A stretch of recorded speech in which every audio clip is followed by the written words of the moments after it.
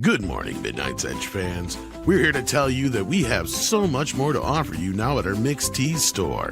Not just t-shirts and hoodies, but we do have plenty of those, and new designs for that matter.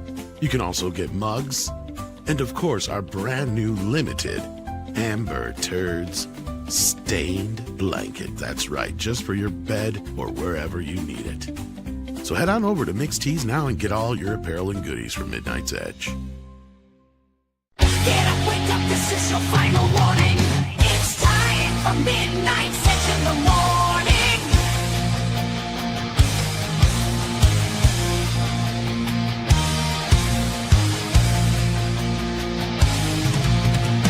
The gang is ready to go and it's time for the show.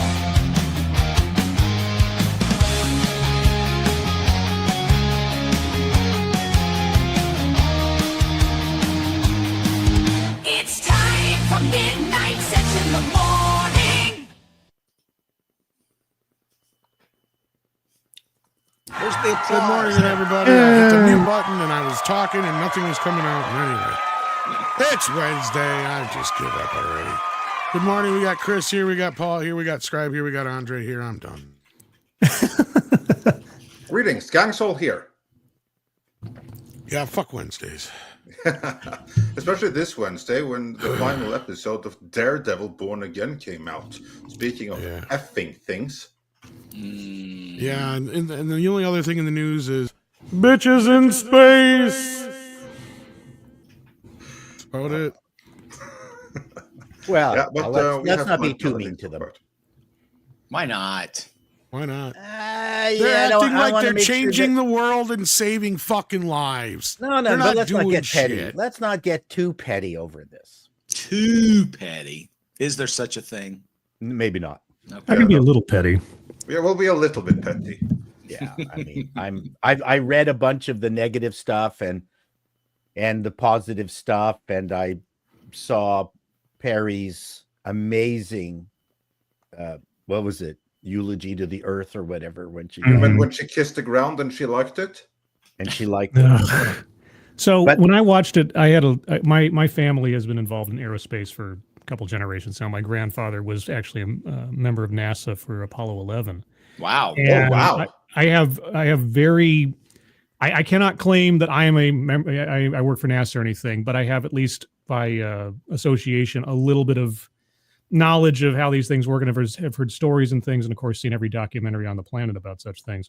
So when I watched this deal happen from about hour and a half or 2 hours before the launch, and the thing that I was really, really concerned about, just as a kind of layman observer, was the speed with which this sucker was put together, in the sense that it was less than maybe a couple of hours between rolling the thing out of the hangar, assembling it, and then when the passengers arrived. I'm not going to say crewmen; they were passengers. They're passengers. When they Yeah. arrived, yeah, the time between them showing up and actually getting into the capsule was something like 30 minutes.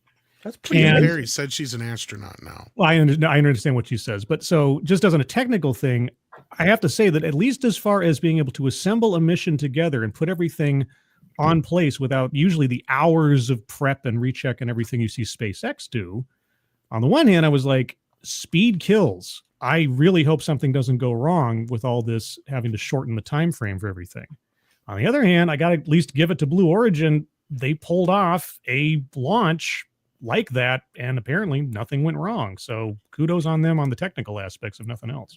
Well, And maybe they that were was. able to get all of this girl power into a dildo-shaped rocket ship. I mean, kudos for that, I I guess. thought it All looked I more know like is- a tampon, personally.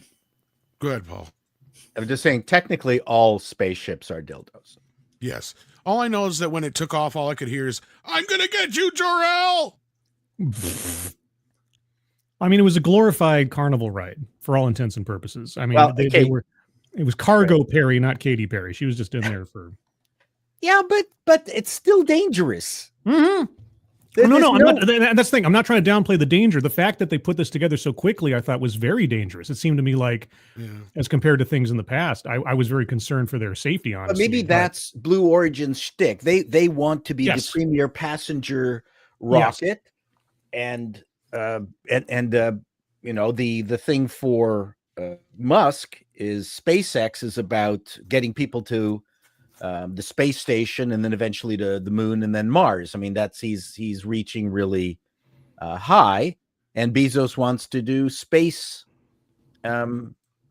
tourism. Yeah, he wants to do it a little bit quicker and with like less of these safety precautions. There was a guy who tried to do something like that underwater. I think he was like trying to do like tours into the Titanic. How'd that turn out? The spaceship was not made from carbon fiber.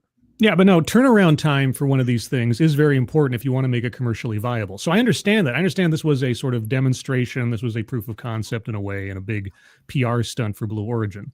I get that. At the same time, just again, peripherally knowing what I know of what goes into a space mission, I was up to the moment that they landed on the ground. I was like, I hope nothing goes wrong. Thank you. Yeah, and that would have been a real crush to the planet because of all the Nobel Prizes on that. So, Could you imagine how long we would be in mourning? Oh yeah. Globally? Oh, Can you imagine how someone would try to blame Elon Musk for it? Exactly.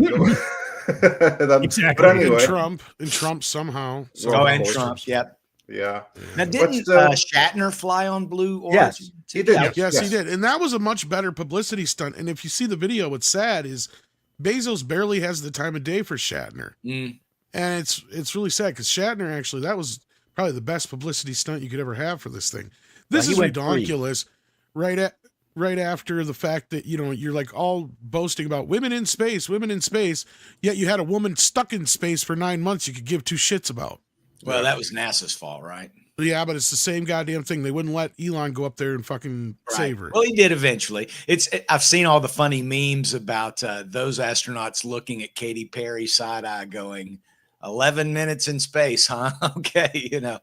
It's like they did 9 months in space. Well, the entire trip from launch to landing was 11 minutes, right? Yeah, so they weren't even in space that long. No, they weren't even in space technically. Did they even cross the Kármán line? No. Oh, so they're not astronauts then? No, they're not. No, but the thing is, they're estimating that this launch is between $1 to $3 million, which is extraordinarily cheap. In relative terms to previous, yes. And so this is sort of, there's more than one of these civilian rockets where you pay to ride, right? So I don't know what the cost would be to ride this, but I don't want to spend $5 grand. I believe the cost is $1.5 million per person. If I'm not mistaken. $500,000. It's total elitism. Yeah. But I get the excitement. Have you guys ever jumped out of an airplane with a parachute? No. A fully functional plane? No. I actually have to admit I never have. Many of my friends have, and I have been offered the opportunity several times. Yeah. And I've always declined because I know the chance of something going wrong is extremely small. But if that were to happen with me, I'd feel so incredibly stupid on the way down. Yes. It was so avoidable. So I was like, it's just not worth it. I have people that depend on me. It's kind of like going out in the middle of the ocean. Every time I go out in the middle of the ocean, I immediately hear John Williams' Jaws theme music. But when I worked for a television station, we were doing a story on one of these skydiving places. And the reporter was in his 70s and he didn't show up. So I had to shoot everything and interview everybody. And then the company comes over and says, hey, Don, since Don didn't show up, you want to jump with us? And I'm afraid of heights, so I immediately declined. And then the sales lady's mother, and the sales lady's daughter were all there suited up going, hey, we're going. So it's kind of like one of these offers you just can't refuse if you're a man. So I suited up. Now, of course, I went tandem. And when I landed, I was thanking God profusely. I didn't kiss the ground, but I can definitely understand these ladies' exuberance to getting on the ground if you go up that high, and anything could have gone wrong, right? You think so? I don't fault these women for making. Oh no! But did you hear their cheer? Their group cheer? Oh yeah, taking up space. We're taking up space. I fault them for that. Yeah, that's a feminist response to the whole man spreading thing from back in the day. Is it? Is that what that and- is? Well, no, that's been a feminist calling cry for several I'm years. gonna now. have That's to nothing. research that for my it's nothing new. polling news. You didn't know that, Paul? Oh yeah, that was a big thing even prior to Yeah. a lot of this stuff. This was one of the things that kicked a lot of it off. Was that these women would complain that men take up too much space, and the big thing they would complain about is when men sit down, they have And that's their cheer. They have zero problems with like spreading their legs on such like, bitch, we got balls. This, you this is their biggest You're right, Tom. achievement. Nobody ever talks about that. This is their biggest achievement to compete against guys who have spread, who are doing man spreading. This is their big cheer. Yeah, their big thing where they go up on a rocket paid for and designed mostly by men, and they That didn't looks actually like a fly the big thing. dick. Yeah, that's it. Yeah, but that's an old joke. So listen, I told you before the show that I need everybody's help. Yes. Yeah. I'm writing my appalling news, and the obvious joke that I haven't heard so far, but I'm going to get it out there. I don't care whether someone comes up with it in parallel. Is that these girls are the Fantastic Six?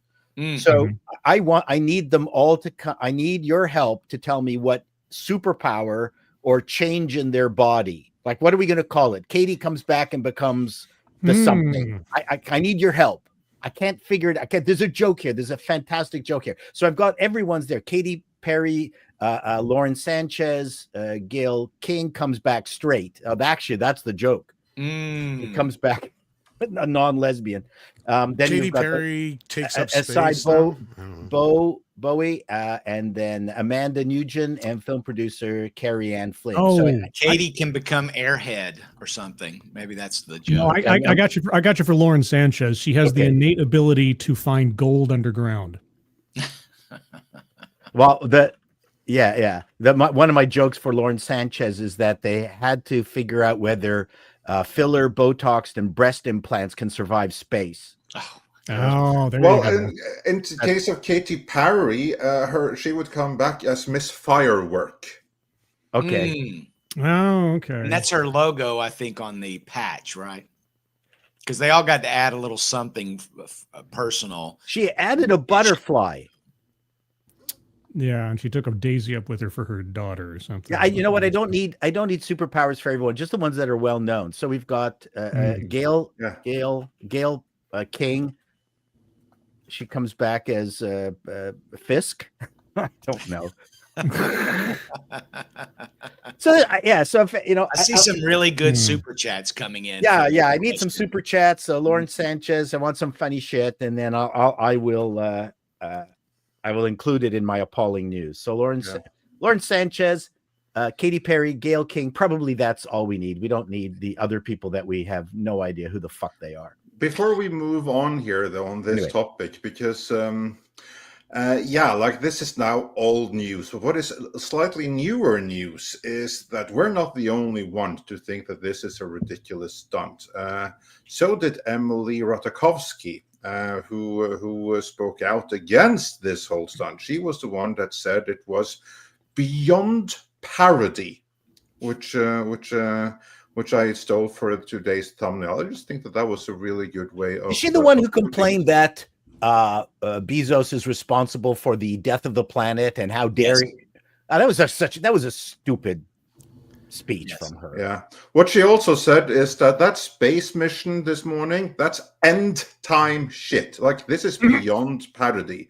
Saying that you care about Mother Earth, and it's about Mother Earth, and going up in a spaceship that is built and paid for by a company that's single-handedly destroying the planet. Yep. Look at the state of the world, and think about how many resources went into putting these women into space, and for what? For what? What was the marketing there? And then try to make it like, I'm disgusted. Literally, I'm disgusted. And who is That's she? Emily Ratajkowski. What's her claim to fame? Why is she a big deal? She was nude in a couple of music videos and stuff. That's it. Yep. Hey, women's empowerment. Taking up spaces.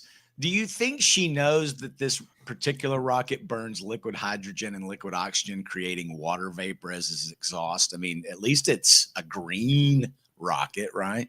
Ish. Yeah. Ish. Yeah. Okay. Fair enough.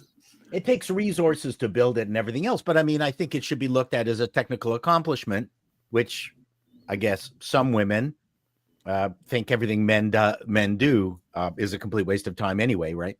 Yeah, well, I think it's incredible that women piloting this thing and it came back safe. What a well-built rocket that even 6 women couldn't destroy it.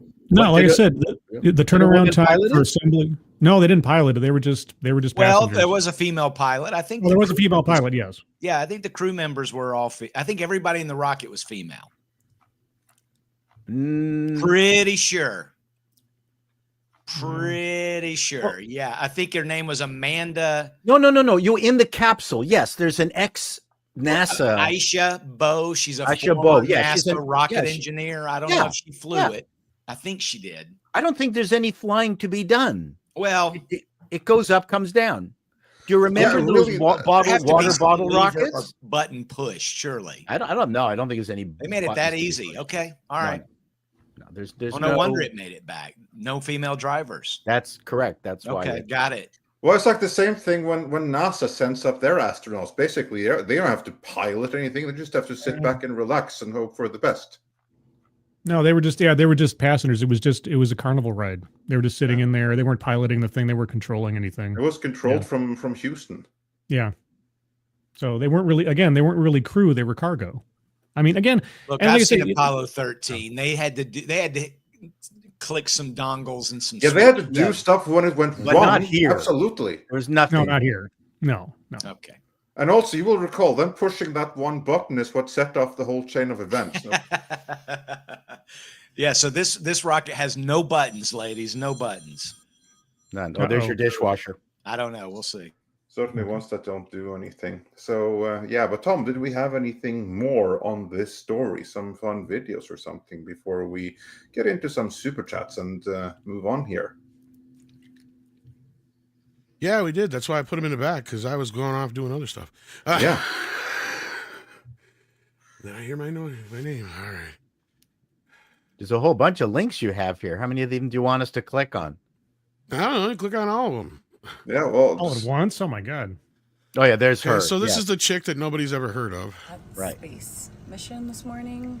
That's end time shit. Like, this is beyond parody. Saying that you care about Mother Earth and it's about Mother Earth and you're going up in a spaceship. yeah, this is not that Tarkovsky done. is built and paid for by a company not. that's single-handedly destroying the planet. Look at the state of the world. But and think planet? about how many resources Planet? went into putting these women into space for what? For what? What was the Her marketing vocal there? fry And then makes to me try want to to freak. make it like I'm disgusted. Literally, I'm disgusted. I'm so disgusted. Oh my god, I'm so disgusted. But That's right. yeah, she's not wrong. No, she's not. She's slightly wrong about the fuel, though. But beyond that, no, she's on the money. She's on the money. So yeah, that's the quote Stop that I- researching with chat. Oh, I can't. Oh, I can't use Chat GPT anymore. Oh. I'm all for space exploration, and there's tons of money out there used to explode people. Why not use it to find out how we can better explore space? Moon base. I want my moon base. Aha. Well, here's a chicky poo we actually know. Oh, go ahead, Paul. No, nothing. I'm done. Olivia Yeah, I Munn. don't. And I have a little bit of a issue isn't the right word. You're just No. perplexed. I just was like, what do you guys need to? And if you, by the way, if you want to go to space, why do you need to tell us about it? Yeah. You know, and it's like, just go up there, have a good time, come on down. Also, I just think about, I know this is probably obnoxious, but like it's so much money to go to space. Yeah. You know, Yes. and there's a lot of people who can't even afford eggs. Of course, I'm not one of them.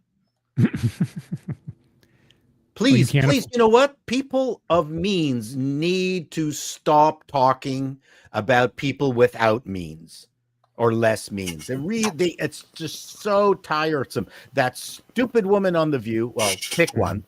Yeah, I was about to say which one. I think that's a requirement to be there. The Spanish / black woman, the lawyer who is probably the worst one of the bunch. Yeah, she who needs to make up her mind. Yeah. Anyway, so she keeps talking about the stresses of the little people out there. Both her and her husband make bags of cash. It gets very tiresome. Please, you rich people out there, stop trying to sympathize with all those people with less means than yourself. It's just like us. Well, like us, we have fewer means. We are poor, unfortunate souls, aren't we?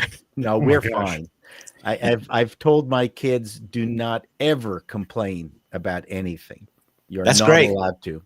That's biblical, actually. Do everything without bitterness and complaining. That was the call. I got to dip out in 15, that gives me time. Yeah, so bring the camera to when you install the thing, so we can see you on your back. I'll share those. Yeah. And I'll do it vertically, so it doesn't fit. So you have to. Yeah, it'd be great. I don't think I've ever seen a $250 washing machine before. So No, that's $59, gentlemen. Come on. $259. Pardon me. That is cheap. Holy smokes! It is. Well, it's at a discount appliance place. It was one of those deals. I'm frugal. Come on. That's fine. No, it's fine. That's fine. It'll probably get run 12 times a year. The dishwasher, really? That's all? It's a little cottage we've got that. Oh, I see. It's not a nobody lives there, but we let family and friends come and stay. And if you guys ever come to where I live and we're gonna hang out or something, you need a place to stay, I'll set you up. That's for the people on the panel, not in the chat. So there's not an open invite. That's right. But it's a cute little place. It's only like 600 square feet. It's right next to the pond. It's beautiful up there. We'll drive the RV down there. Oh, yeah. And there's plenty of room in the back for an RV. It's all flat. It's great. Oh, okay. Yeah. Just might do it. Yeah, come on. Cool. No American trips this year. That's next year. We're going to Budapest this year. Well, enjoy the dishwasher misadventures. Yeah. Yeah, thanks. I'll let you guys know how it went if I see you Friday. And good luck with the wedding. Yeah, that's another. That's kind of why I've got to get this house in order, because people are coming in for the wedding. And I told my wife last night, I said, they're not even going to use this dishwasher. I mean, they're going to eat out, but they might. Who knows? She goes, well, we could always give them paper plates. I said, honey, come on. Come on. We don't want to be that cheap. Do it on bar. Dixie cups. Yeah. Drink that beer straight out of the bottle. Come on. Yeah. But we are about to move on here, because moving on to different topics entirely, we have Daredevil, which just finished. But before that, Tom, we have some super chats, don't we? I hope so. Yeah, Hypergiver 2 says for $5, did they send an entire team of women into space because the satellite dishes were dirty? Well, if they did, this was the wrong women to send. I don't think a single one of these has ever touched a dirty dish in her entire life. So I need to change plans if that was the intention there. Great joke, though, Hypergiver 2. That is great. Oh, it gets even better. Dark King says, "Well, someone else should do this. I can't do this." Yeah, maybe Chato can do this. No, I'm not going to say that. I'm not going to call them. I'm going to call them that. Male chauvinist pigs, Mm-hmm. and they're not in our space. I know that. Yeah. Anyway, Well, they're taking up space. And now pigs in space with images of Mexican Fant Alf next there. So yeah. That's not a reference to the women. Well, it may have been. Okay. Yeah. I wasn't going to call them that. Yeah. Well, neither did we, but Darking did, so it's all good. But anyway, yeah. I'm only asking questions. He's very dark. Yes. Yeah, And a king. well, you get your deniability. Yes, correct. Yeah, that's what matters. That's what matters here. And Jill Powers, the River Daughter, says for $10, special request for Bat Tom to sing Happy Birthday to Paul. Surely the best of times. Oh, Jill, nasty person. Is that today? Oh, yeah, it is today, isn't it? Oh. Wait a minute. Jill, it's a secret. Bet for Happy $10. birthday, Paul. Yeah. It's your birthday today? Get over here. I'm going to spank you, you son of a bitch. Happy birthday to Paul. And many, many, many more. How old are you now? Like 86? 71. That's it? That's it. You act like you're really old. I do. 71's not even old anymore. 71 is the new 15. Alfred's like 71. Oh, you're having a party, Paul. It looks like All you're by in heaven himself. already. Come on, come back. Well, happy birthday, Paul. Thank you. Thank you, Bats. Yeah. Yes. Oh, where is it? Go away. Do we My all sound need to is sing? off because I was doing something. Bitches in space. I could sing you the Canadian national anthem for you if you'd like. Oh my God! Ooh. Like, where's the bathroom? But which lyrics? Oh my God! Like, Oh, anti-gravity is oh, totally fucking with my. Oh my God! I Canada. think I can see my house from here. Gail, oh my God! I broke a nail. What? I broke a nail, Gail. What is this don't know what's button going on now. do?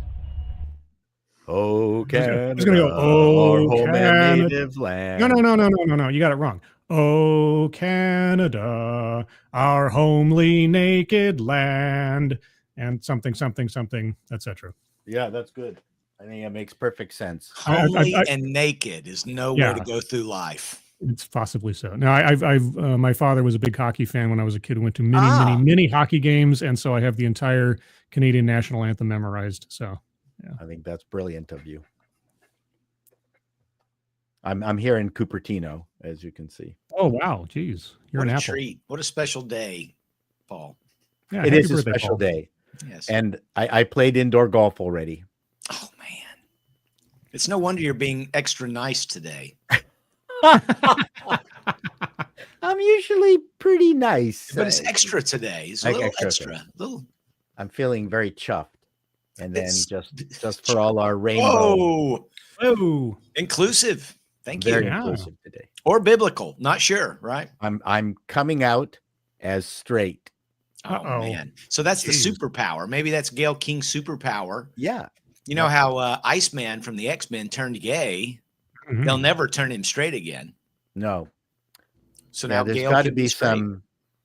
Oh, rather than I'm sure Gail King has heard Gay King. I'm sure she's heard that. That's nothing new. Have to come up with some superpowers for this, for the Lauren, Katie, and Gail for my news. Anyways, enough about me. Continue. Yeah, well, it's Paul's birthday, and funny coincidence, Friday is mine. So I just Oh, we have like man. two streams in Oh, a row, boy. Yeah, Happy Well, birthday look in at that. advance, Andre. yeah. Well, you can come back on Friday and Yeah, I say hope then. to. Yeah. Yes, I certainly do. Yeah. I got to turn off this background. How the frickin' hell Oh, do I turn off- jeez. Boy, are you in the That looked like Rosetta running Run a Stone? What is Vietnamese prison or something. Oh, okay. Mark Fields sends in positive vibes to all of us. Well, thank you, Mark Fields. We Thanks, appreciate Mark. that. Grimzilla says, I ask you, you want to hear it's clobbering time. It's in a gravelly Brooklyn accent, or in that I'm gonna add garlic voice. Perhaps the 2000 F4 was judged too harshly. Just saying, because at least they nailed the dynamics.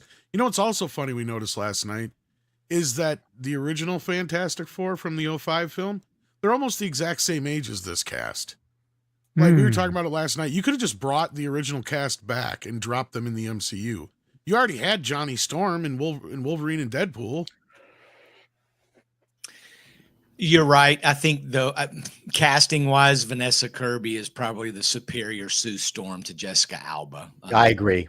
I'm just going In to say what that. universe? I don't know. I about don't that. know about that. Oh yeah, I Chris completely Evans is agree with probably Chris. the superior Johnny Storm, though. Disagree wholeheartedly because she looks like a Brit. Oh, okay. She's got a very good looking Brit. Then she's a very good looking. Yeah, but it's still it's just. I just can didn't tell like she's- Jessica's fake blonde hair. It just looks Nah. stupid. Yeah, Couldn't I get agree. past. I'm on And Chris's this side. thing looks much better. I will say this Ben Grimm looks. No, yeah, the Ben Grimm looks better. The voice is terrible. Michael Chiklis got it much better. Yeah, you can just have Uh, Michael Chiklis come back and do the voice. Oh man, that would have been fantastic. I would have Four. been, And the what is his name? Eon blah blah blah blah blah, blah playing Mr. Grufford. Fantastic. Yeah, Yeah. that guy.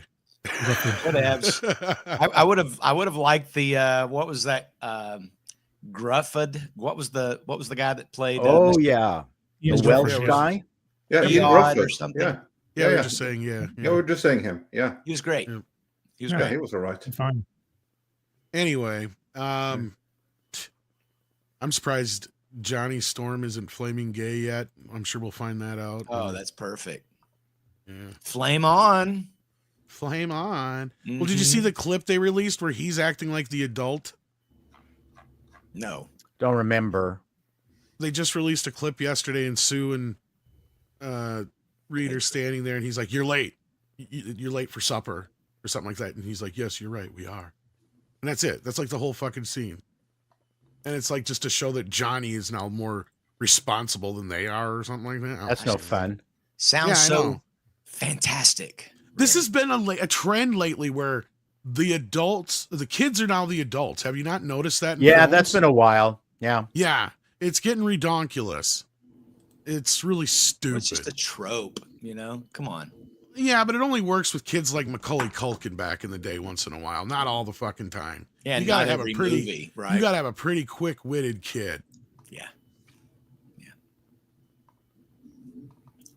Like this chick, little girl who's playing Lilo and Lilo and Stitch. Now she's gonna steal that movie. From what I've seen, she looks spot on. It's perfect. Perfect. Just precocious enough. Yeah, and But even she the has- actress is just like, they did an interview with her the other day I saw, and it's just like no pretentiousness, no obnoxiousness, just a cute girl who's doing her job and having fun doing it. Yay, good. Love it. The end. Love it. Yeah. But as far as the F4 thing, I agree with you. I don't know about this. This whole thing is looking. Yeah. So we were kind of not paying attention to it for a while. That's what I think is the problem. Mm-hmm. Snuck up. Dr. Longdongler sends us a thumbs up and £1.99 to remind you to pound that thumbs up if you haven't already. Thank you.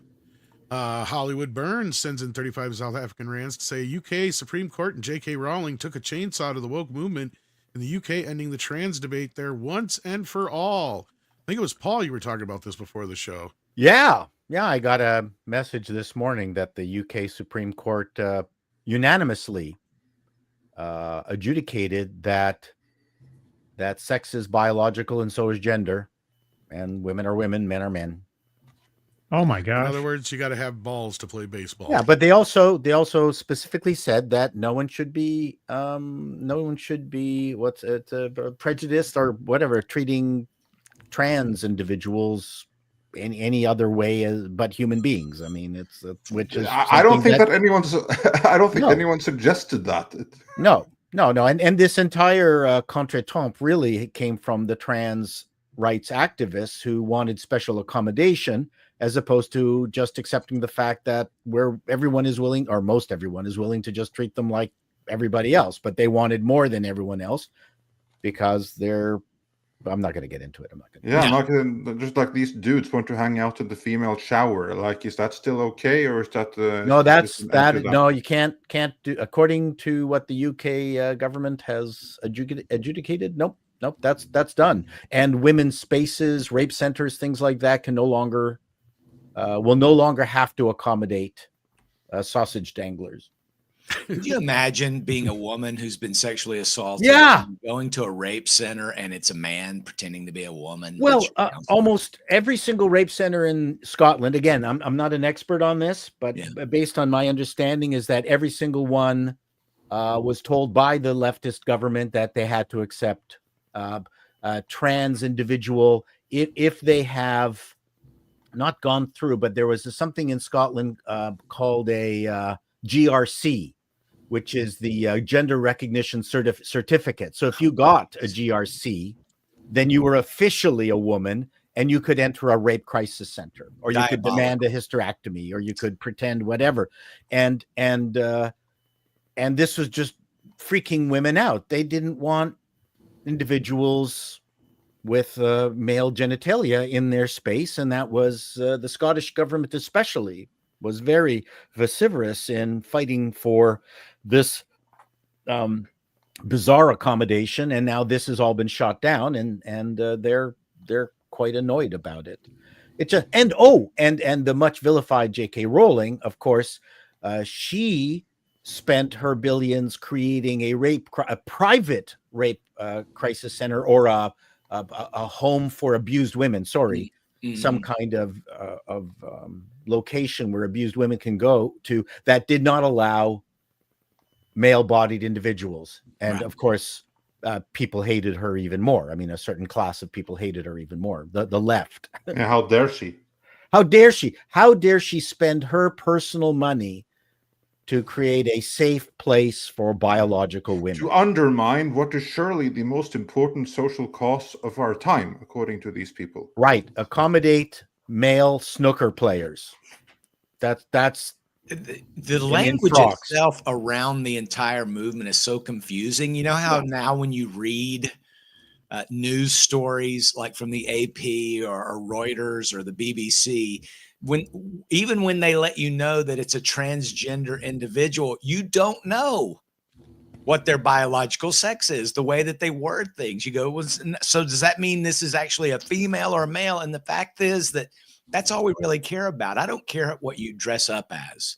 I don't care if you want to dress up and look like a woman. Just don't insist that I give you all the same access and regard that I will a woman. That's it. But again, it's all about special accommodation over human rights. Yeah. This is the argument, is that the trans rights activists have confused special accommodations as just regular human rights. No one should be discriminating against anybody under any circumstance. I don't think anybody disagrees with that. No, I agree with you. I just think they're going to say that they're being discriminated against. Yes. They can't go into the ladies' locker room. Correct. Right. So there's still some gray area, and I hope that I hope this decision stands. It's a shame. Oh no, it we stands. need the government to tell us what is a woman and what Yeah, I is a know. man. Isn't that absurd? It's absurd. Yeah. This is going to go down as some kind of bizarre science fiction. This is some Twilight Zone era of society. And yeah. so Now forth. I'm just afraid that the flat earthers are afraid that they're going to be the Supreme Court's going to come after them now. Oh, they can pick their own cause. Yes, right. And I don't know that J.K. Rowling is really taking a chainsaw to the woke movement. She's just a diehard true blue feminist. Well, okay, here's the thing. No. That's exactly right. She isn't taking the chainsaw to anything. People have to remember that she is a TERF, right? And what is that? That is a trans exclusionary radical feminist. Right. Which means that she is opposed this whole trans thing because she considers that to be men's right. But beyond that, she is still radical feminist. So she is not going to take anything to any woke movement. And she also, from what I understand, signed off on Black Snape. Yeah. Yes. And Yeah. she's signed off on race swapping in the past too. Oh yeah. She's good with everything else woke. But that's the problem with tribalism just in general, is that you've got to accept the entire catechism 100%. Yep. If you you can't deviate on any specific item, you are excommunicated. That's really, and it's mostly a very unionist left-wing thing, although that does enter on the right side too. If right tribalism, I'm not going to say that it doesn't exist on both sides, but it's really, really always been a part of communism. You gotta drink the entire Kool-Aid, everything. No true Scotsman, etc. Yes, Yeah. that's correct. And Rowling made the mistake of saying that I'm not accepting dudes in frocks, and I'm wondering what her 3 turncoat stars of the movie are now going to say. Oh, they're probably horrified because they're starting to realize that shit, we backed the wrong cause, didn't we? But I will say that there's going to be a large group of people, and maybe even a majority on the, let's call it the left, I hate to use cliche terms, who are too afraid to express their own personal views and are now thankful and relieved that they can go, hey, I was totally on your side, but the Supreme Court, man, I can't help it anymore. I think that's going to be most of them. Yeah, no, that's my point. My point is that I think most of them are actually relieved that they don't have to keep the charade up any longer. Yeah, I agree with completely. Because I was all in on this, I was all in on this thing where 50-year-old men can swim with 14-year-old girls. I was like totally ready to agree with you, but the Supreme Court thing is now I can't. I'm sorry, man. Yeah. Oh, I'm sure there's much relief behind closed doors. Yes. among the loudest virtue signalers. We're like, thank God we can stop doing this now. Yes, And now it's not my fault. Because I refuse to believe that so many adults really, truly yes, were the true believers that they claimed. I agree with you. I'm totally agreeing with. But again, it all comes under the category of having to follow the entire catechism, or you're out. Now they can continue to be part of the group and not be ostracized, right? That's really the key.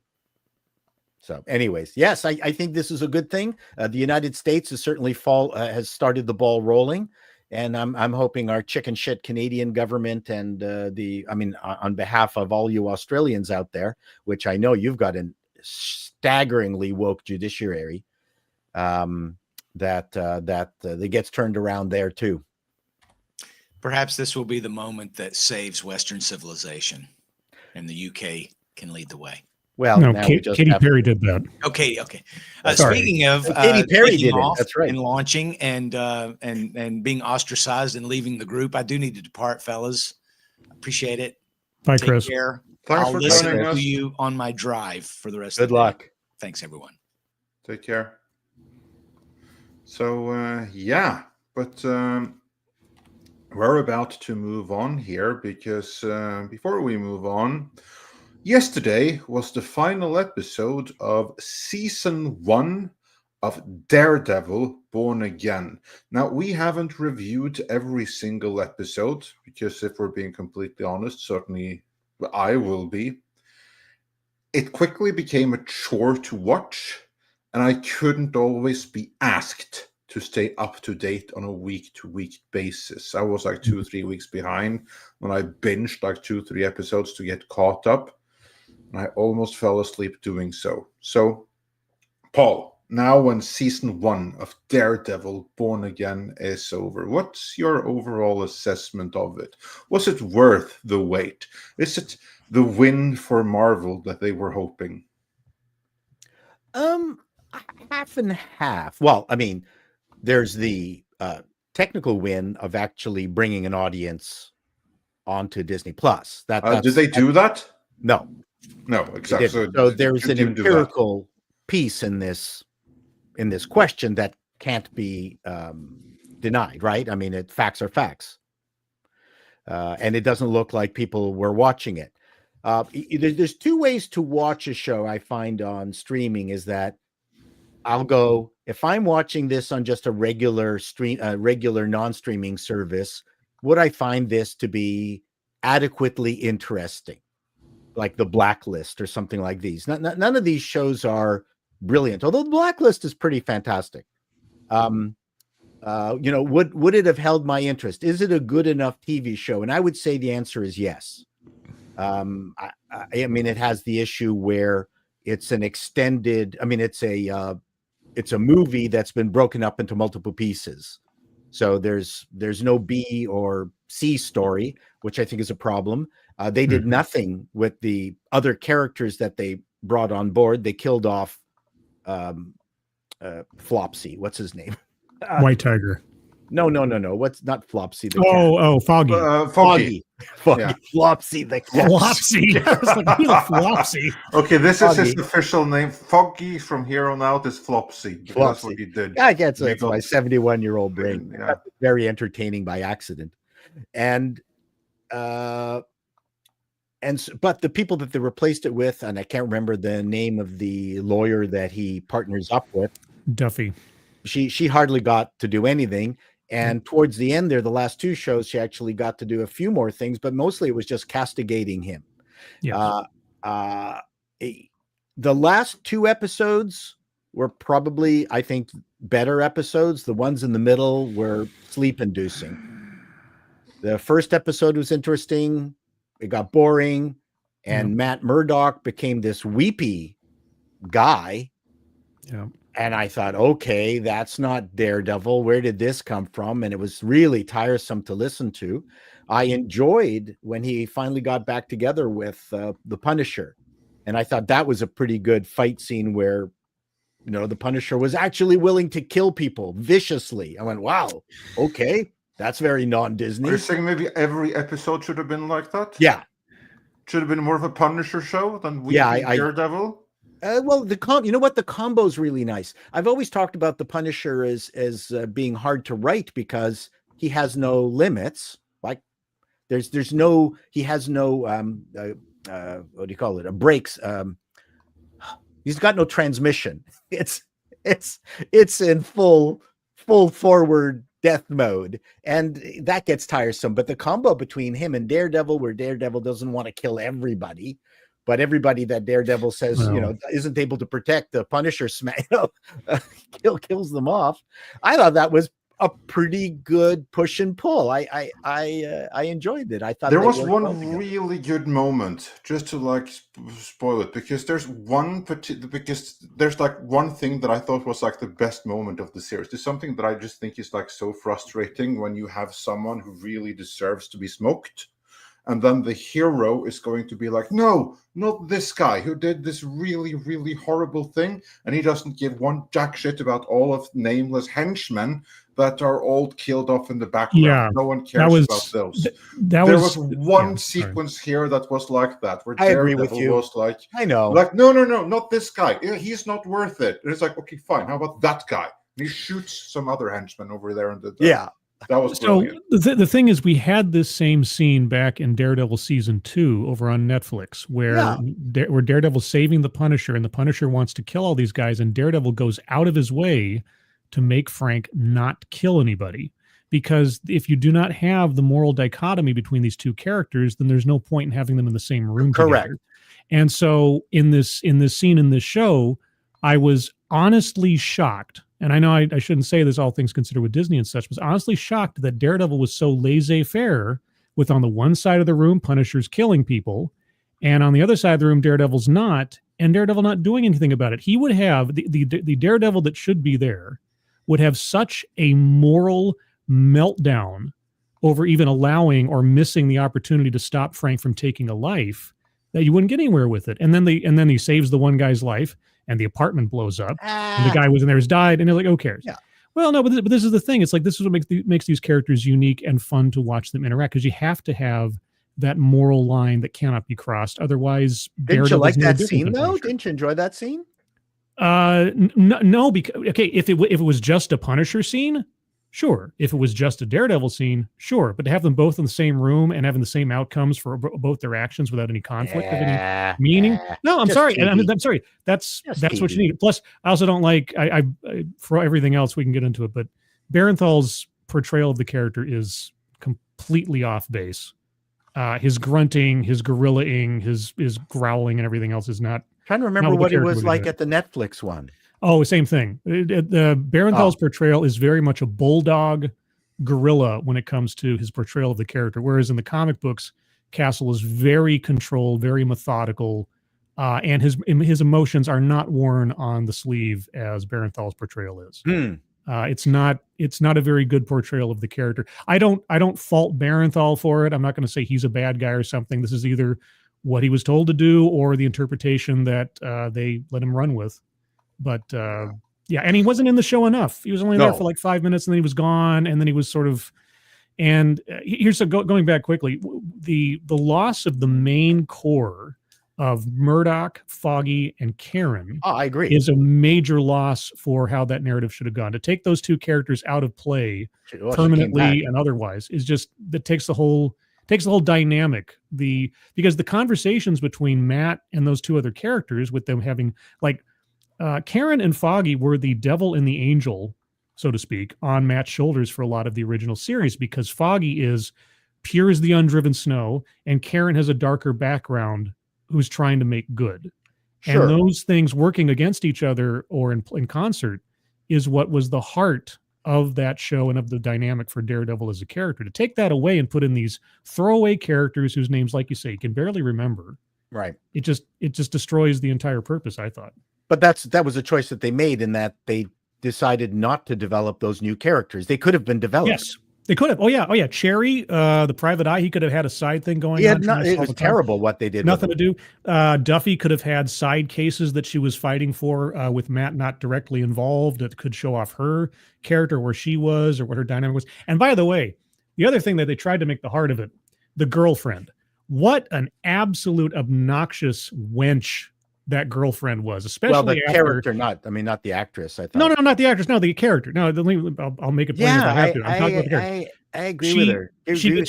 She gets saved by Daredevil from the serial killer spray painter guy, and afterwards says, "Well, I saved myself. I saved myself. I saved myself." Like, oh, right, he was. Yeah, he didn't put himself on the line, his life on the line. He didn't fight the guy. He had nothing. Oh, I saved myself. And then for her to turn coat at the very end. No. But hold on. Sorry. And in that same scene, Matt, in a kind of very cucked way, goes, "Well, I kind of helped."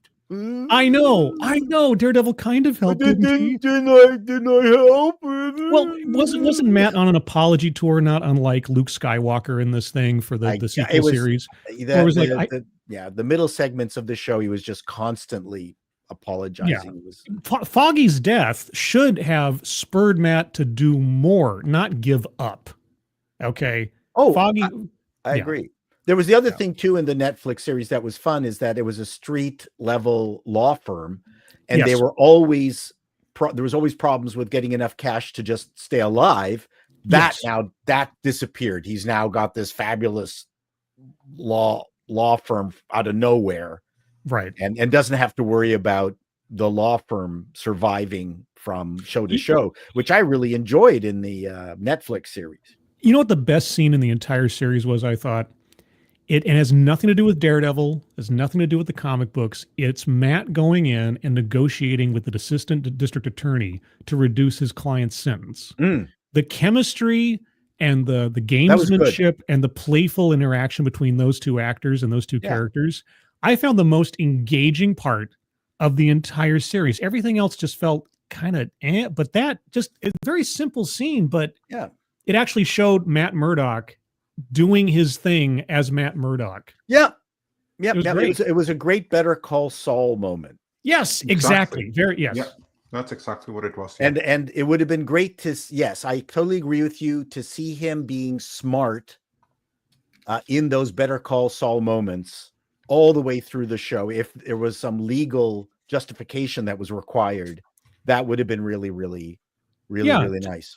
To see Matt use the law as a weapon in concert with being Daredevil, that was part of that. I mean, that's core to the character. That's the whole sort of like, I go as far as I can with the law because the law is what keeps us all in line. But when the law fails, that's when Daredevil shows up.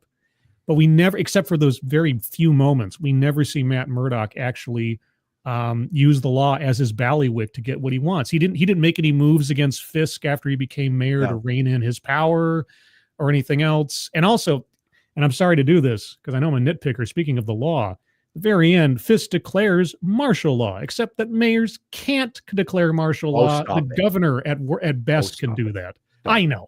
What am I saying? I thought Fisk getting back with his wife and then getting back into crime and stuff was a fun moment. The fact that Bullseye? Yes. That the wife was actually targeting Fisk. That's what she had hired Bullseye to kill her husband. But I mean, I thought they were pretty good. No, she hadn't. She had. Me? When did that happen? No, she hired him to kill Foggy. Yeah. But she also hired. It revealed later on in the show that she had actually hired to kill Fisk, her husband. There was a scene. You mean that guy that she double-crossed for Fisk to kill him? No, the shooter, the guy who escaped from jail. The guy who escaped from jail, she had actually hired him earlier to kill her husband. I thought that flashback was to show that it was Foggy. No, I'm not talking about the flashback. I'm not talking about that. I'm talking about later on. This is like the revelation that he was sent there. He was the guy who. I don't recall. Yeah. No, I'm not talking about the flashback. I'm not talking about the flashback. But when Murdock saves Fisk. Yeah. That was, I believe, an old contract to kill Fisk. Was it? Or maybe. I believe it was. That only goes to show that the series was too long. It was too convoluted, and we, who are big fans of this, can't even freaking keep up. That was my interpretation. Okay, if that's the case, my understanding was that little flashback we saw at the beginning where Vanessa visits Bullseye in prison. Right. I maybe I completely misunderstood. I thought that was taking place before Bullseye got out to kill Foggy because she was having him sign papers for his release. That was pre when the show began. Right. But if there was something else about him killing Kingpin at some point, that must have gone completely over my head because I missed that there, part. didn't he? Because he escaped at the end there, and Murdoch, for whatever reason, saved Kingpin. I can't remember. He pulled a Nacho Libre and jumped in front of him and took the bullet. Although I did like the fact that Kingpin sent his henchmen in to finish the job. I thought was a great evil move. Well, yeah, that was a very, very Kingpin thing to do. Is kill the guy off and he dies a hero rather than becoming a problem later. Yeah, I thought that was great. That made sense. I thought that was really Kingpinish. So overall, I think it's a bit confused, but one of the best series that Disney has put on. I mean, that I agree with. It is one of the better things that Disney Plus has put on. Maybe even the best. Sadly, the bar here is so low that it can be the best and still be pretty bad. And when you just look at Daredevil, I mean, this is the worst Daredevil series bar none. Honestly, I think I prefer the Daredevil movie from 2003 to this. Oh no! Well, I will say it makes season 3 on Netflix, which was arguably the weakest of the three, is definitely heads and tails above and better than this thing. I love how Marvel is now able to make all of their own past weak adaptations be good or become better by just putting out new crap that is so much worse. I didn't like Elektra in the Netflix series. That was never liked opportunity. I thought the portrayal was probably about as spot on for characters you can get from the comic books. That's kind of where I checked out too. Yeah. Well, okay. The whole romance with the psychologist was a bust in this absolute series. Failure. Was just painful. Yeah, painful to watch, and so forced when you knew that Matt and Karen had a connect. And again, I do not understand the logic of killing off Foggy for shock value, but also breaking up Karen and Matt in this thing made no sense to me whatsoever. At all. It was ridiculous. They brought her back at the end. To just make it even more awkward. Between her and Punisher, which is anyway. I didn't understand. Can you please tell me why the Punisher went in all alone against that entire squad of corrupt? That was really dumb. I mean, the Punisher's an idiot here. No, I can tell you why. Why did he do that? I didn't get that. It was stupid. It is called bad writing. Oh yeah, that's why. Yeah. I know. Seriously. To be a little evangelist here for the Punisher, the Punisher never goes into any situation without at least checking all the exits first. He's kind of like Batman in that he's like Shane. Yeah. He sits at the back corner of the room to make sure he has eyeballs on everybody coming and going. The Punisher wouldn't go into something like that. He's not a superhero. No, he's not a superhero. He's a tactician. He's a soldier. He's a tactician. So what was that? It was just a badly written way to get Frank Castle in a cage at the end of the episode. That's it. And to have some sort of confrontation between him and all of the Punisher wannabes to shame them for their actions and everything as a speech opportunity. Yeah, opportunity for a speech, and also it mirrored something that's happened in the comics over the years, where they've injected Frank Castle shaming anybody who would glorify his logo, as many police officers and military people have over the years. And there's you can have a conversation about that. I have no idea what you're talking about. This is my skin. Yeah, exactly. How dare you skin shame me? You hypocrite. I'm not that fat. Anyway, you hinted, but so I didn't get that. And they put him in the cage, and then he did this horrible thing to the young recruit.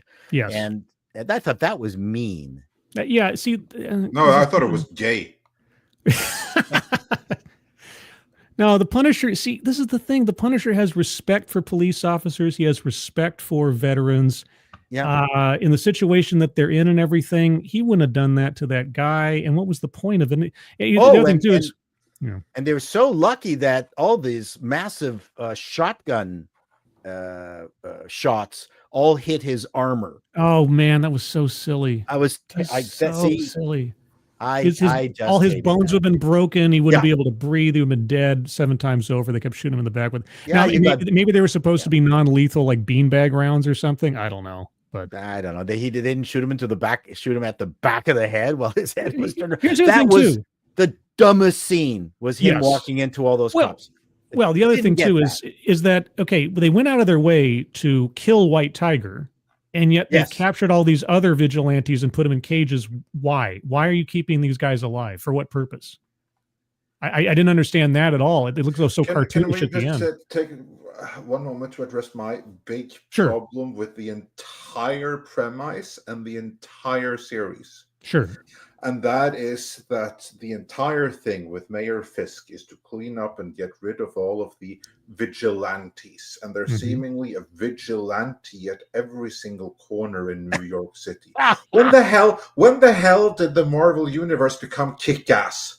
Because this setup reminded me of the movie Kick-Ass, that parody of Spider-Man and stuff like that, where basically every random teenager gets dressed up in some stupid costume and becomes a vigilante. That's kind of like, is that where we are right now? Is this how self-referential the MCU has become? That rather than to deal with any proper social issues, rather than do a proper adaptation of the comic and stuff like that, they have to deal with this kick-ass setup. And when I mean kick-ass, I do not mean in the cool kind of way. I mean in the comic that later got that movie adaptation and stuff like that.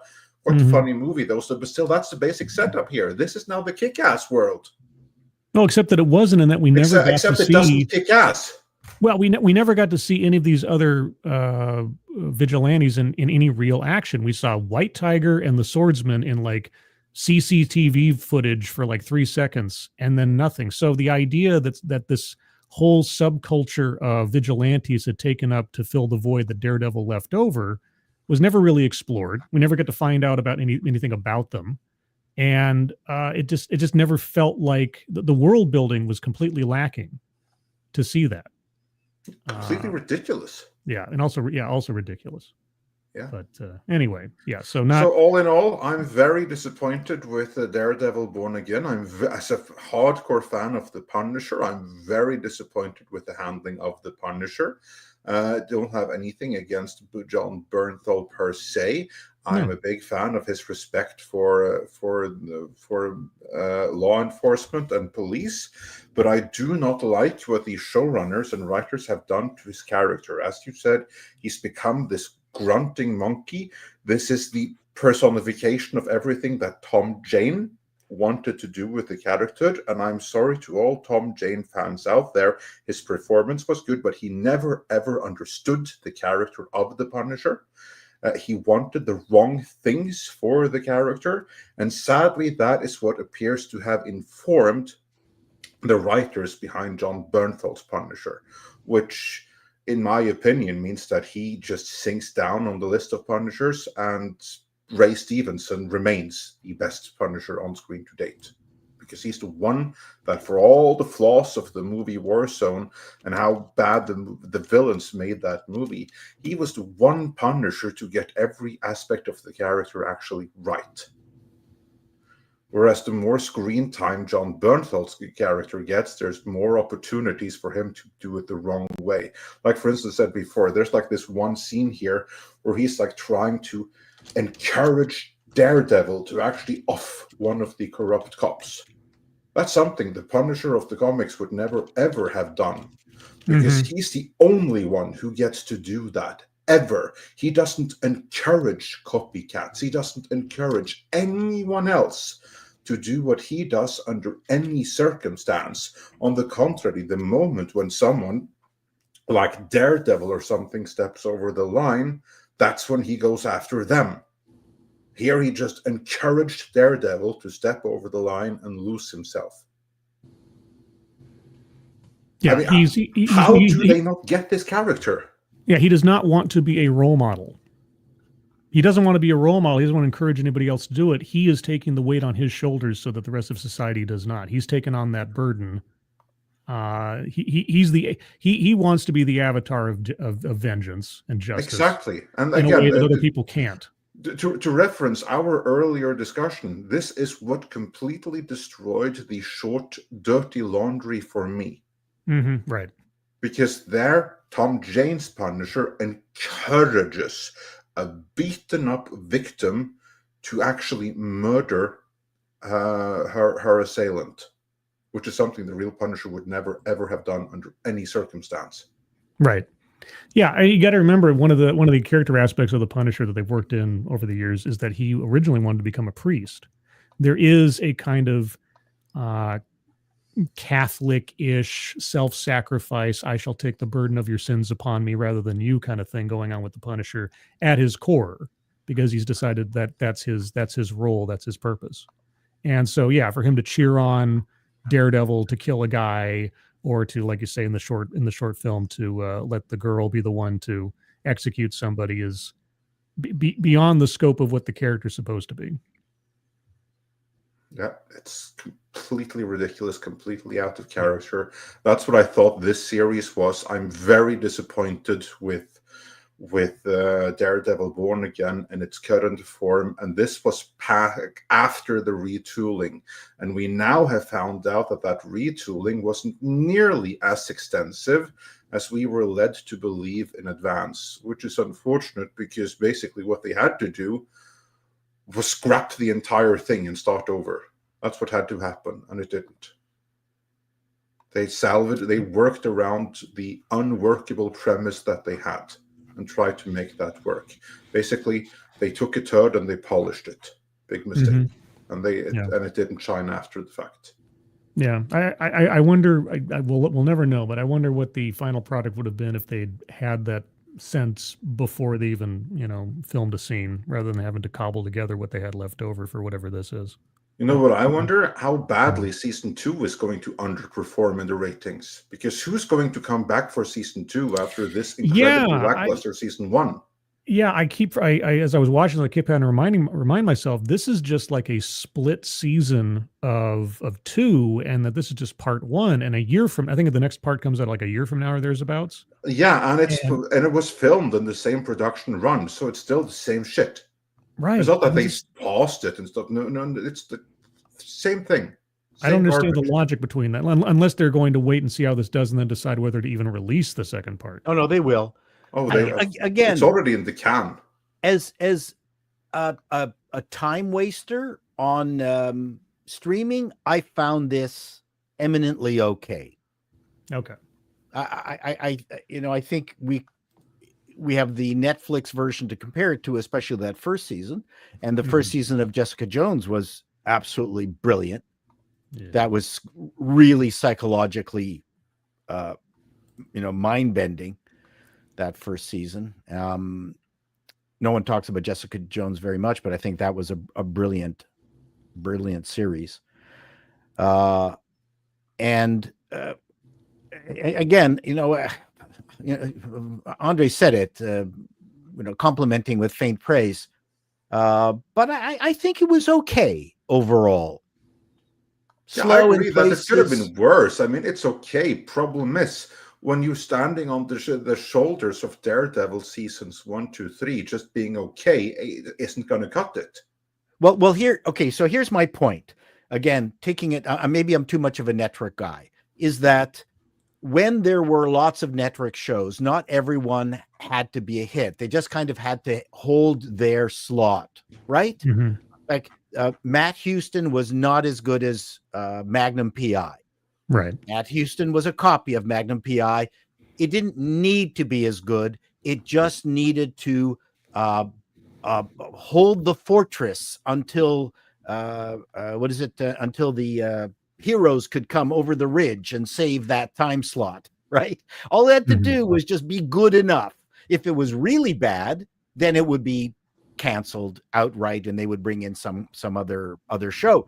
And I think we have to be really careful with regards to streaming shows that we're not judging every show to be, 2001 The Space Odyssey, that it's each one has got to be absolutely brilliant. There's a difference between Agatha All Along, which was unwatchable, not very good. If it was on a network, it would have been canceled after the second show. Okay. This show is not in that category. So if we had more shows even like this that would just hold the fort, I would be very happy about that. Yeah, but like you said, it's a weird logic, and I'm not trying to be obtuse. No, but you understand where I'm coming from. But absolutely. No, I see your point completely. I see your point. But the absence, I think you kind of specify why the problem is that there's no time slots. These things exist absolutely unto themselves. They exist in a void that I don't need to have watched 3 other streaming shows on Disney Plus to earn the right to watch Daredevil. I can watch it all at once, and I can only judge it on itself without anything surrounding it, or that I'm waiting for it to be like a time filler. So that's. And so, yeah, every premiere show, if it doesn't feel like a premiere show, and our expectations are so high that we can't forgive it its foibles, because we're not having anything to compare it to in the surrounds, you know? Well, for instance, I didn't particularly like Skeleton Crew. Right. But it was manageable to watch. Well, you saw it. That's more than most people can say. We're also being very kind to a lot of these shows lately, Paul. Like, you gotta be real. Like, I've watched a lot of classic television, and I'm sitting here going, what the fuck is wrong with TV now? Do you mean to have the voice changer on, Tom? Seriously? Katie has joined us. Katie Perry. Katie, you had that on for Bat Tom too, by the way. I didn't want to say anything. I know, I did. I was working on something nobody's going to hear, so it doesn't matter. It's way past the point. Just making sure. I mean, if you wanted to sound like a leprechaun, just wanted to make sure. No, but anyhow, yeah, these shows nowadays, they're not nearly as good as classic shows. And it's not. It has nothing to do with rose-tinted glasses or anything like that, because I'm watching shows that I've never seen before that are classics, and I'm like, the writing is infinitely better, the characters are infinitely better, there's a lot more going on here, to where compared to even stuff like Yellowstone and shit, which is the most popular shows right now, is garbage in comparison to. So like and this is why I checked out during the old Netflix shows of Daredevil and all that stuff. And I can't even be bothered to get into it now. And I was waiting to hear from you guys to see if it was even worth it. And I keep hearing is that it's just more trash. It's like, okay, be acceptable of the garbage that it is. But if it's not even remotely close as good as the Netflix shit, then that's like, for people like me, it's like, why would I even bother?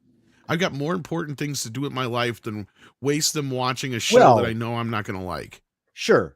No, but we are also, I think, I have to ask the question, how many of you guys are still stuck to somewhat of a network schedule, in that you watch your TV when you from, let's say, 7 till 11?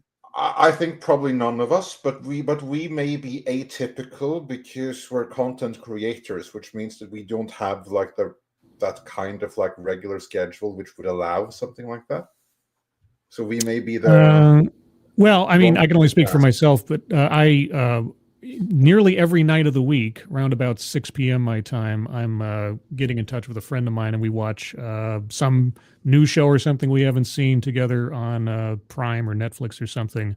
So I kind of have a self-imposed primetime TV watching schedule, and that's why I'm watching things like The Bondsman or Black Mirror right now and things like that. That's just me. Well, you know what? I have to say, I wonder how many people are in my mode, which is I'll work during the day, do some work after dinner, and then I will grudgingly watch something before I go to bed.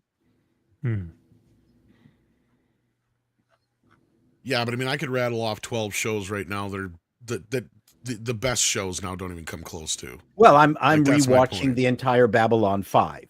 There you go. There's an example. See? There you go. Which I'm really enjoying. I try to rewatch The Shield all 7 seasons at least once a year. Oh, that's amazing stuff. Amazing show. Never saw that. My point is I think we're on the other end of prestige television or good television. Like even the sitcom is dead. We've talked about it. Like I sent a story in the background here where they're doing a Martin spinoff with the Tommy Davidson character. Now I saw that. That's weird. At first, I'd be like, "No, fuck that. We don't need that." But Paul has brought it up before. The sitcom is dying. We've talked about it a little bit. we need more shows like this to come up in and get the attention and we need some kind of resurgence of the sitcom in a way. If I had any faith that the kind of regimen, the kind of quality control that used to exist in the network system, as Paul's talked about several times before, if I thought that quality still existed, because I mean, it's similar to you talked about previously that scene from the original Snow White cartoon, and some animator being asked how much would it cost to make this today, and the guy says, "We couldn't make it today. Nobody remembers how to do it like this."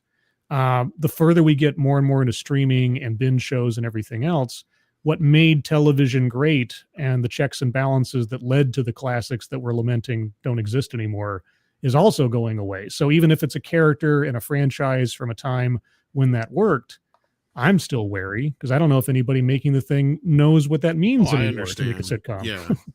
Yeah, no, I totally understand, but I'm just saying it just feels like we're being way too accepting of a lot of garbage. That's what I'm getting at. We need to move on though, but Angelo Richter says, I made it today. Go me, morning all. Well, good morning, Angelo. Oh, awesome. Yeah, glad you made Mikey's in the house, and he says, the only thing that this mission proves is, one, Bezos is beta-ass bitch simp for sending his girlfriend and her friends on this trip, and two, a space launch has no effect in making the Botox on these dumb bitches' faces explode. Well, that was my joke. That's what I said. There you go. Yeah. That's one of my jokes in my bit. Jason which I'll be Webster getting to as soon as I'm off of this. And yeah, well, everyone, you know what to do. Send your jokes to Paul so that he may steal them. I was working on my own bit in the background. That's what I was messing with. But I don't think it works. I don't know. Jason Webster says, have Sydney Sweeney in the next Godzilla X Kong movie. Also, Godzilla eats a character played by Phoebe Waller-Bridge, starting to preach woke crap. That would be funny. You know who is signing on to the next Godzilla Kong movie? Yeah. Sam Neill. Mm-hmm. I hope he plays Alan Grant. I hope he plays Alan Grant. Yeah, these dinosaurs have gotten too small. I got to deal with something bigger. Walter Tomaszewski says, wasn't Shatner's space trip a PR stunt too? Absolutely, but in it has much more meaning to it, right? You're literally sending Captain Kirk to space. Yeah. The dude's not young. He's not got that many years left in him. That's a very symbolic thing to where, like, who gives a shit if Katy Perry got to go to space? She's already an airhead, so what the fuck's the difference? And she didn't even get to go to space since they didn't cross the Kármán line. Yeah. And so it's even more ridiculous. And my favorite one so far is, I don't know if you guys saw this. You know who Jeremy London is? The guy from like Mallrats and all that stuff. His brother was Jason London. They're twins. Yeah. He goes, basically, where is it here? He said it. I had it here. He goes, if going into space for 3 minutes makes you an astronaut, then I'm a gynecologist.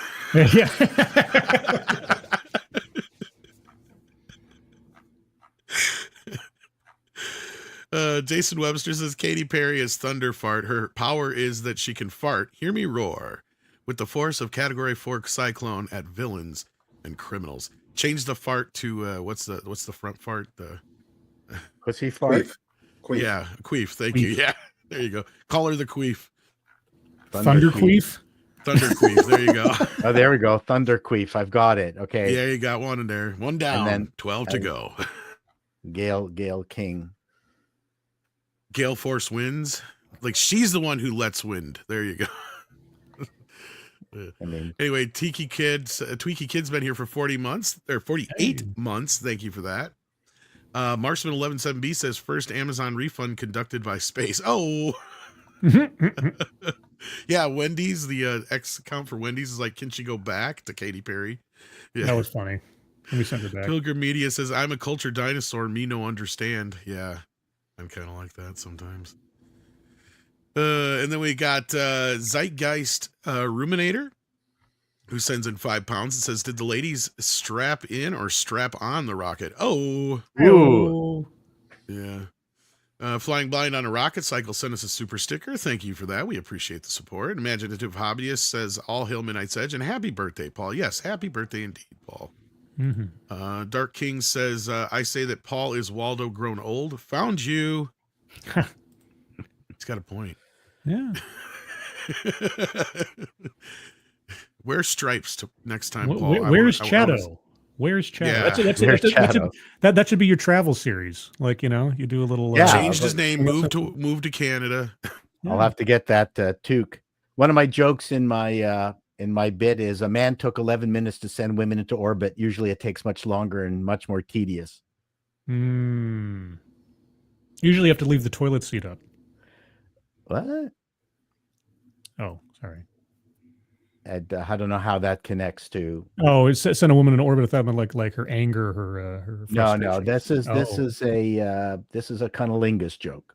Oh, I see. Okay. Jesus, Murphy scribe. Sorry. I don't know. Put your head in the toilet. Well, now you can you do get out.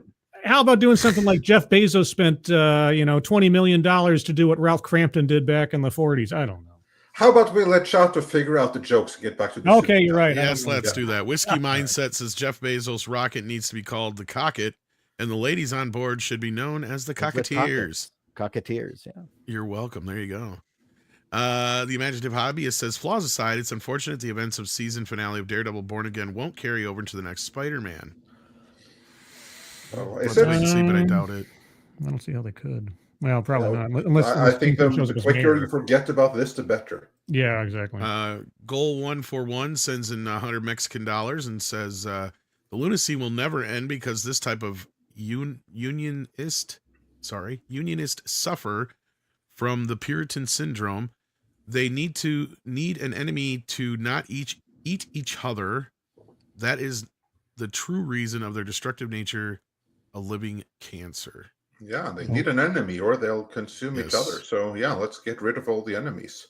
And the imaginative hobbyist, Max, my good friend, strikes again for another $5. Happy birthday to Cara Dune herself, Gina Carano. Wow, you share a birthday with Fun Cara fact, Dune? she inspired the character Korra Wow. from Nickelodeon's Avatar, the Last Airbender franchise. I did not know that, but there's a lot of birthdays going around between Paul, myself, and now Gina Carano. Yeah, I actually knew that, come to think of it. But yeah, awesome. Interesting. And Packer Proton says, Mr. Chatto would like this story. My neighbor is a finance guy in New York. One of his clients is John Cleese. Apparently, his secretary kept on calling him Mr. Cheese. Took the fourth time before John could not laugh at it. What's hilarious is that she didn't know who he was, but I guess, I mean... Again, it's not like this he's is been one of all those through things active where... in the last 20 years, but yeah. Legacy is a funny thing. Yeah. Yes, indeed. And then we got this one. Jason Webster says, Mary Susan Space, the voyage to Uranus. Indeed. And Mr. Godzilla says, I'm so tired of liberals being all, don't glorify the Punisher. He was bad, while being soft on crime and murderers and saying Killmonger was right. Oh, yeah. Yeah. Yeah, he just wanted to weaponize everybody. So, Charlie Chaplin was born today also. Really? Oh, cool. There you go. Too bad he's still not with us. Yeah, apparently he's got a very bad rep. That's what I've heard. He ended, whatever. But I know Andre has to leave us, so we're going to get on. Yeah, out of let's here. wrap this thing up and say bye. Let's wrap it up. Yeah. Paul, what you got going on? I will hopefully have an appalling news segment featuring the girls in space and also the UK judgment. It's a sad day for appalling news because one of our slogans is "Men make the best women." So we're going to. It's a sad moment. That's Indeed. it. That's it for me. Scribe, what you got going on? Oh, sorry. I didn't. There was some truck noise in the background. I apologize. I should have muted myself. He's easily distracted. Yeah, apologies. So tomorrow, TED Excellence, 6 p.m. Pacific, 9 p.m. Eastern. I'm still debating on what to do, but one is standing out right now. It asks the question, or I should say makes the statement, TikTok can solve every issue that pisses you off from your bedroom. Yeah. I don't know how, but I'm curious enough that it might be the question I ask for tomorrow's TED Excellence. So the thing about TikTok and X and all that is that you can never get an account and you will have as much of an effect on the world. Exactly. Oh, I should mention that please watch if you like my Green Light or Not episodes. I started my series of classic old show Green Light or Nots. I did I Dream of Jeannie. So I was very happy with that one. That one's fun, and people are now suggesting all sorts of new classic shows or old classic shows for me to put it through the Green Light or Not. Time Tunnel. Do Time Tunnel. Oh yeah, Time Tunnel, one of my favorites. Tony and Doug. That lasted only one season. One of my favorite shows as a kid. Yeah, I'll put that on the list. Thanks. Jason Webster. Leap. That actually got like a recent audio follow-up that you should check out. Time Tunnel. Ooh, Yeah. Love that show. Irwin Allen. They spent a lot of money on that show. Yeah, but moving on. Jason Webster says Hollywood remakes of K-dramas? No, hell no. Yeah, it's only a matter of time. Yeah. If they haven't already. Indeed. Indeed. So, all right. With that, here's a little audio bit I've been working on. Bitches in space. Oh my god, like, where's the bathroom? You're fine. Oh my god, the Wi-Fi up here Anti-gravity sucks. is totally fucking with my head. Oh my god, I think I can see my house from here. Gail, oh my god, I broke a nail. I broke a nail, Gail. What does this button do? Put a chick in it, make her gay. Oh. Oh, they broke it. And that's what I was working on. Actually, the punchline is, where's the washroom? Oh, here it is. Oh my god, there's a female with a wang in here. Yeah, well, I can see you can go the direction of the Titan as well. But either way, everyone be sure to check out both Mr. Chato's channels and Scribe Light. Links are in the description. Be sure to check back on Friday. Then we have streaming. It's going to be my birthday stream even. And should also be a video or two dropping in the meantime. So be sure to check back for that. And with that, it's time to bring on, unless Tom, you have something else to plug as well? Just, I should be on physical media later. Other than that, you never know where I'll pop up. So, yeah. Yeah, so bring on the soggy marsupials. Koalas in the rain, koalas in the rain, no fucks given. Koala, koala, koalas in the rain, koalas in the rain, no fucks given. Koala, koala, koalas in the rain, koalas in the rain, no fucks given.